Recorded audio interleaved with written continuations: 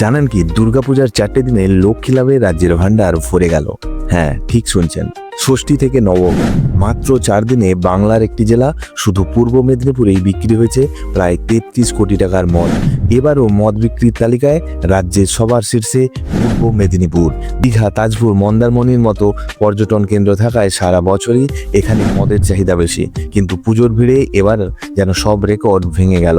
এবছর দশমী আর গান্ধী জয়ন্তী পড়েছিল একই দিনে। সেই দিন দোকান বন্ধ থাকায় নবমীতে মদ স্টক করে নিলেন সুরা প্রেমীরা। আগের রেকর্ড বলছে 2021 সালে রাজ্য জুড়ে প্রায় 720 কোটি, 2023 সালে প্রায় 600 কোটি টাকার মদ বিক্রি হয়েছিল দুর্গাপূজাতে। এই বছর সেই ধারা আরও ঊর্ধ্বমুখী। উৎসব মানেই আনন্দ, কিন্তু এই বিপুল মদ বিক্রির হিসেব আমাদের কি বার্তা দেয়?